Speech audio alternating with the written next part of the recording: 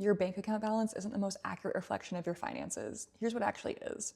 Welcome to Cash with Ash. I'm Ash, your hyperfixated finance bestie. The most accurate reflection of your finances is actually your net worth. If you've never calculated your net worth before, this one's for you.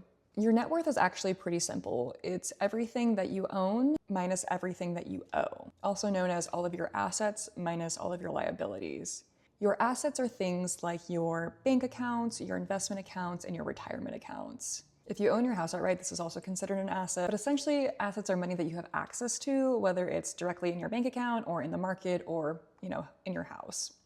On the other hand, you have your liabilities. These are things like your student loans, your car loan, your credit card debt, anything that you owe to someone else. If you don't own your house outright and you have a mortgage on it, that is also then considered a liability. Now, to get your net worth, all you do is you total up all of your assets and then you subtract the total of all of your liabilities from that. This number can be positive, but it can also be negative. Either way, it's just a starting point to understand where you stand with your finances. Now, I calculate my net worth monthly, and here's why. We have a couple different scenarios. So in scenario one, you could have $5,000 in your checking account, but $80,000 in debt. So while you might have a decent amount of money in your bank account, technically, if that debt is high interest, you should be trying to aggressively pay off as much as you can. So most of the money you have in your checking account should be going towards that debt.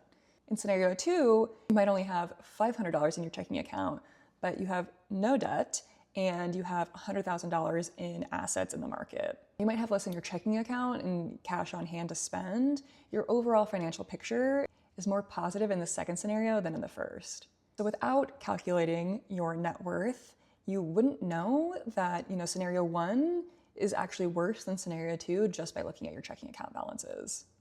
The one thing that I do a little differently with my net worth is I don't include my car in my assets.